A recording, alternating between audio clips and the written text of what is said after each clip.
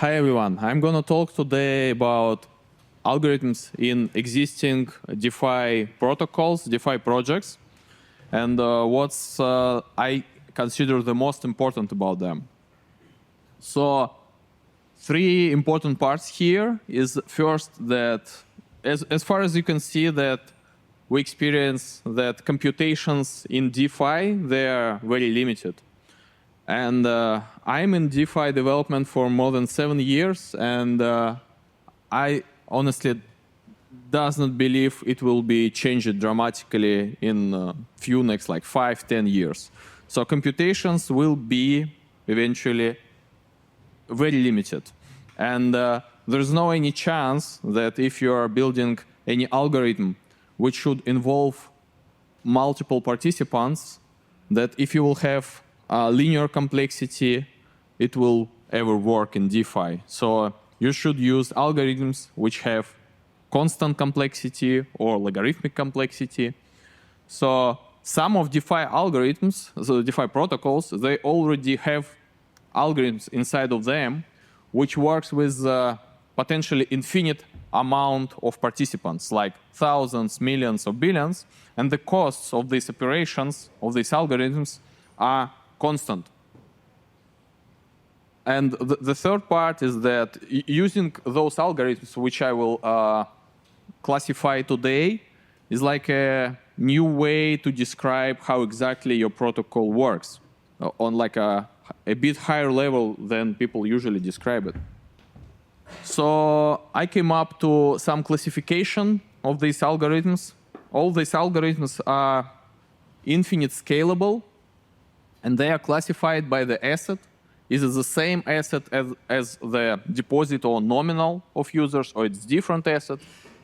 Is it happening instant, based on some event like transaction or like anything else? Or it's gradual over time? And direction, is it dispensing or collecting? It depends.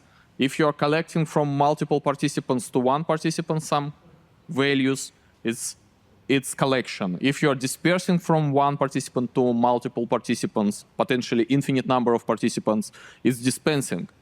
So here I put some algorithm or some protocols, and algorithms in those protocols are classified like that. So let's dive into it. For example, in AMMs, fee from one user is being distributed among multiple liquidity providers. And it doesn't matter how much liquidity providers you have. Is it like 1,000 of wallets or 1 million of wallets? So this swap fee will be distributed proportionally to their liquidity with O1 complexity.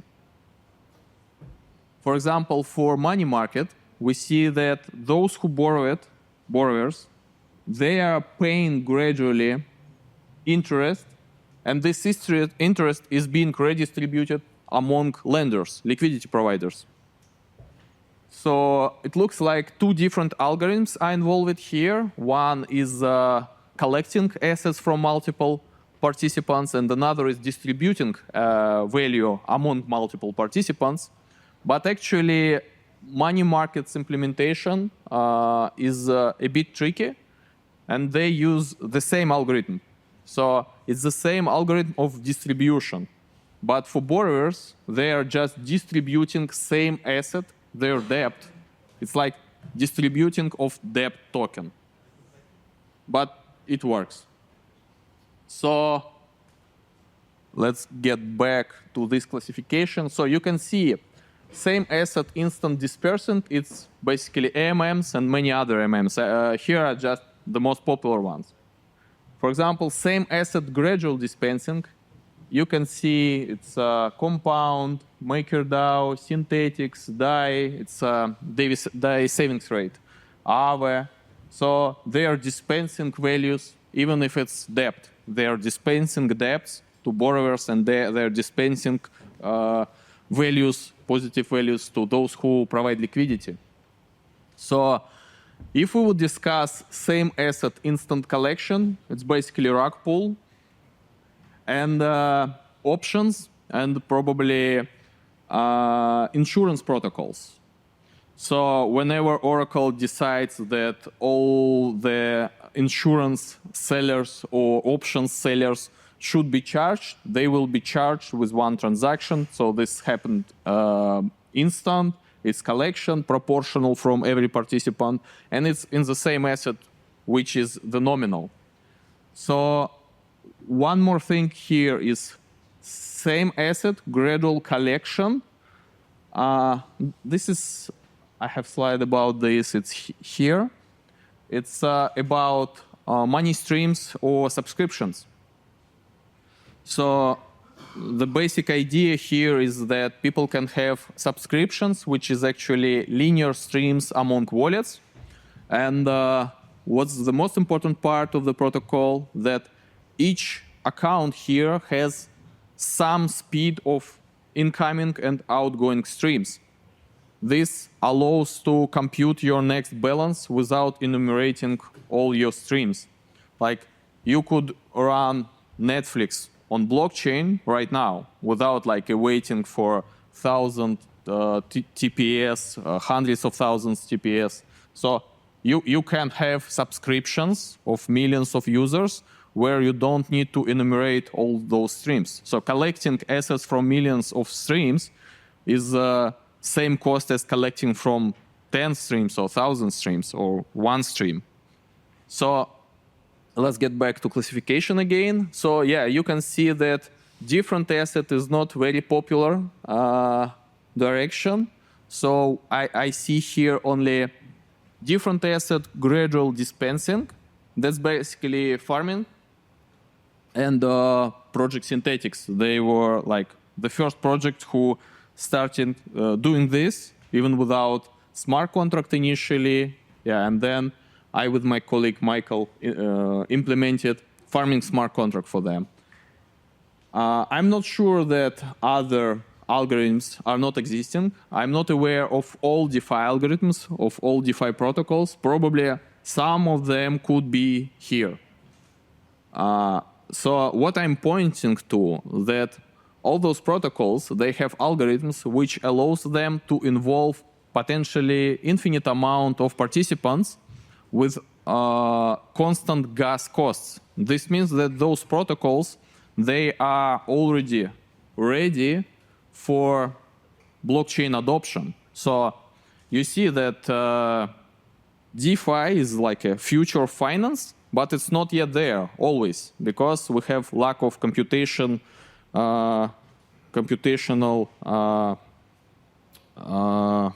like in system, our gas is limited, so we just can't enumerate millions of participants and do random algorithms like which are possible in traditional finance. But all those protocols, they are kind of ready already. They are ready for adoption. And that's why they're getting a lot of traction in DeFi. So whenever one operation involves a huge amount of users, like thousands, millions, if you would implement it with one complexity, with one of those algorithms, you are safe. It would work. It would work, and it is already working for most of the projects.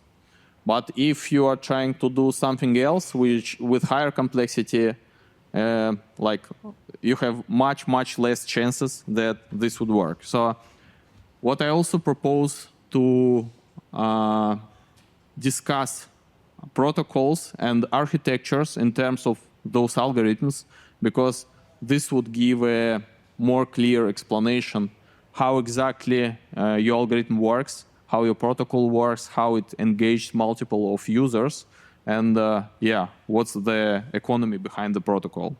Yeah, if we would look at instant distributions, they have one common issue.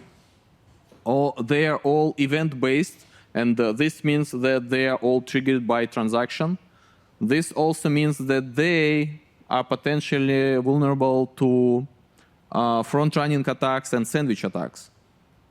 So what happens with, for example, Opium protocol? Funds are locked in the pool until Oracle have a decision. Should they pay or not? That's fine. Lock works, and it protects from front-running attacks, sandwich attacks. But for example, for AMMs, it's not true. They are not protected. And that's what's happening. You see, there are, for example, there are 3 different pools involving USDC, USDT, and DAI. And someone have 3 million of those assets. So they are injecting their liquidity right before swaps. Why? What they are achieving? They are achieving, it's like virtually having 6 million of liquidity by really having only 3 millions. So you see, it's like Uniswap version 2 or something like that. If you will have liquidity 2 millions in each pool before huge swap, you will have like virtually 6 millions. But if you will have more assets involved, this coefficient is even more crazy. Like if you would have 10 different assets, you will have much more different pools, and you will have much better coefficient of liquidity. Like 10 different assets, 10 millions will probably turn into hundreds of millions of virtual liquidity.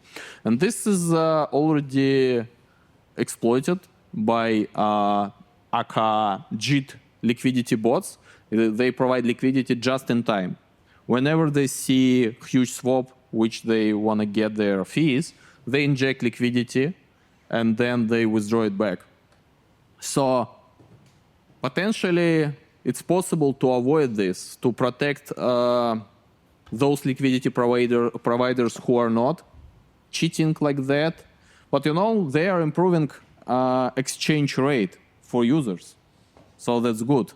But they are making liquidity providers less efficient. Those who do not use this strategy, they are less efficient than those who use this strategy.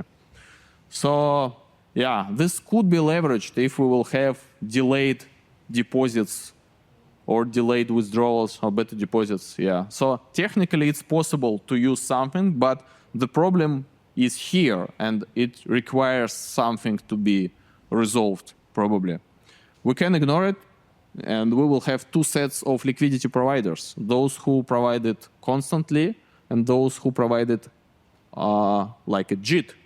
That is not an issue for gradual distributions. For example, here, when we have money market, it's not when you return your debt, these percentages are being distributed among those who provide liquidity right now. It works differently. Your debt is growing every second.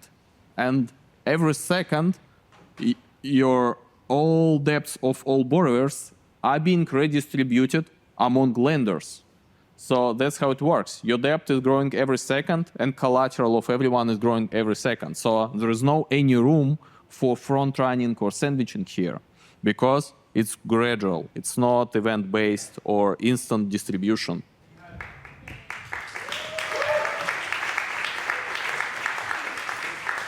Thank you so much.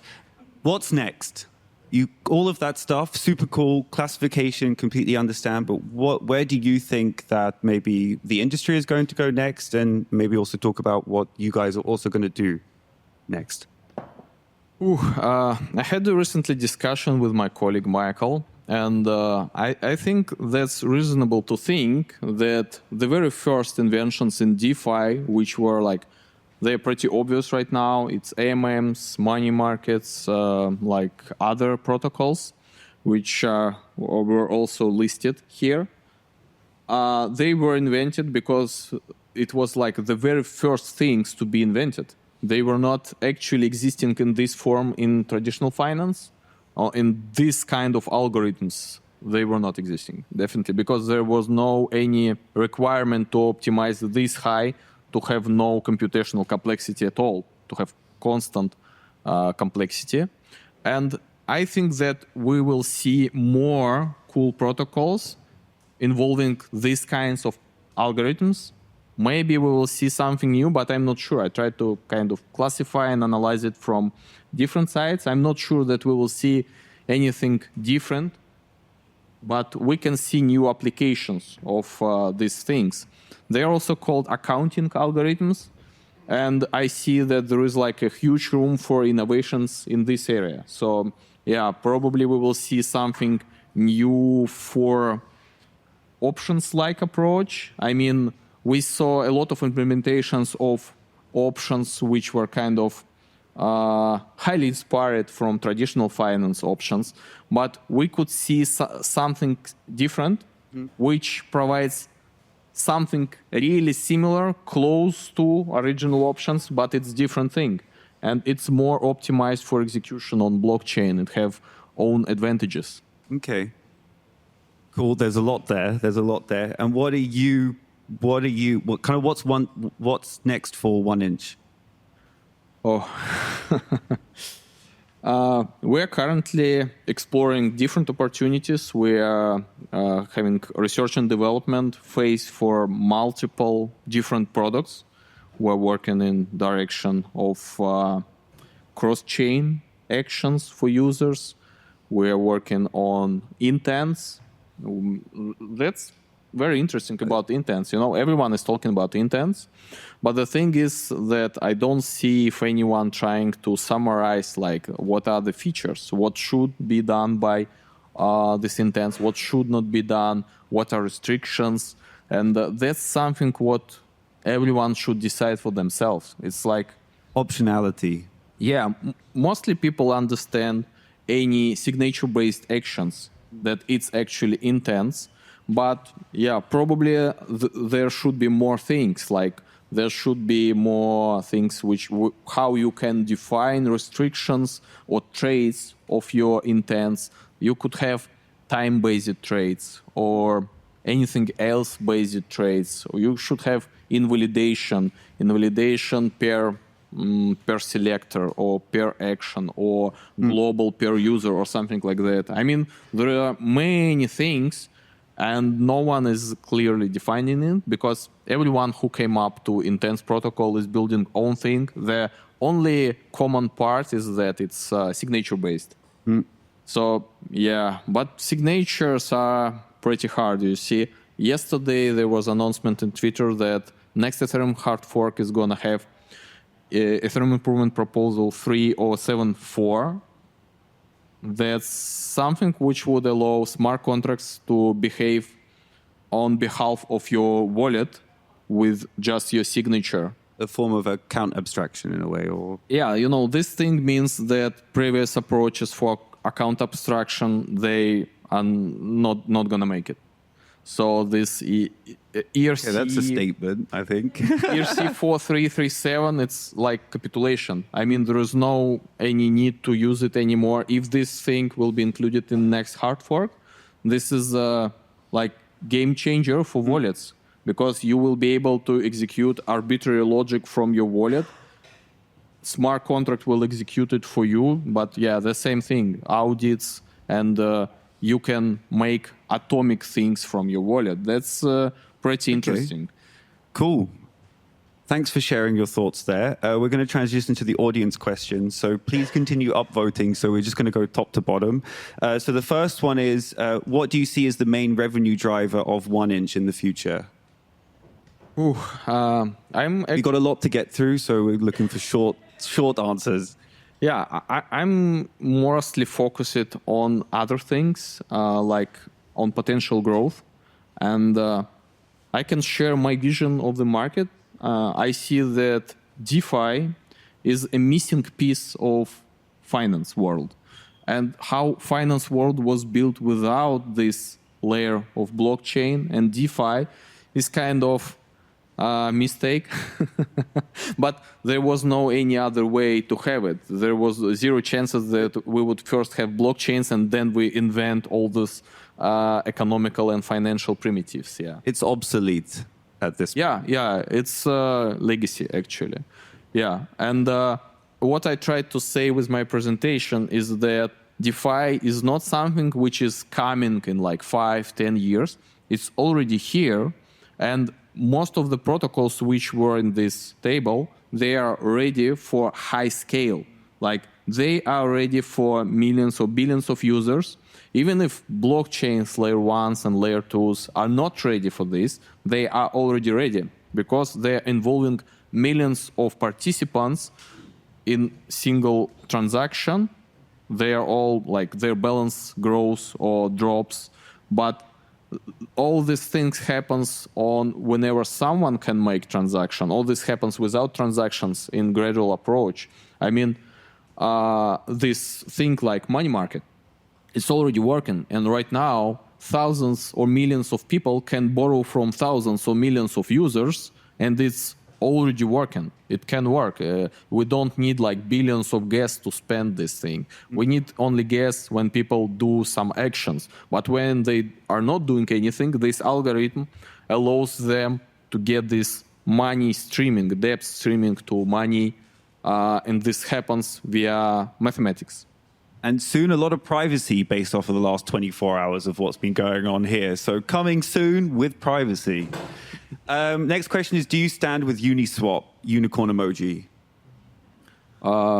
It's new information for me that I should put emoji somewhere, okay. We should put emoji of unicorn / ACC, yeah? Or something like that. This would be even more promising. Yeah, I think that's interesting thing what's happening, but probably there's no any other way to get high level of confirmation of this DeFi being accepted worldwide without this thing, what is happening. So probably this is one... What is happening for people that don't know what's happening?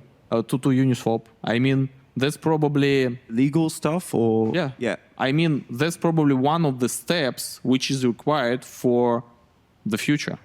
The last question, and then we're going to move on to the next panel, is when 1 inch on Solana?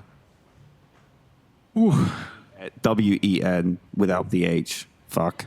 There are many cool blockchains out there where 1 inch is not presented yet. I would say we are constantly working on this. We are looking at different chains and considering like opportunities for sure. Right now we are on EVM chains because it's much more easier to scale among those chains and support them. Development for other chains would automatically mean like months of work and also this access to nodes and stability and other things. It's like a different level. So no one said it was easy. But yeah, you see also like Ton blockchain is emerging, and it's who here? Someone said this earlier in the outside. Who here is a fan of Tron? Not Tron. Fuck that. The answer is no. Ton. Telegram. Who here knows about what plans they have, what they're coming out with? No? Really? Okay. Well, pay more attention, I think. I'm not shilling them, I'm just saying. Yeah, I'm also not shilling. I'm just curious what I knew recently. I mean, that's the blockchain which have sharding already, and they force blockchain DeFi developers to shard their smart contracts by just restricting storage amount. So storage in Ton blockchain for smart contract is very limited. It's like few hundred slots. So you can't even have a token smart contract because you can store balance of multiple users.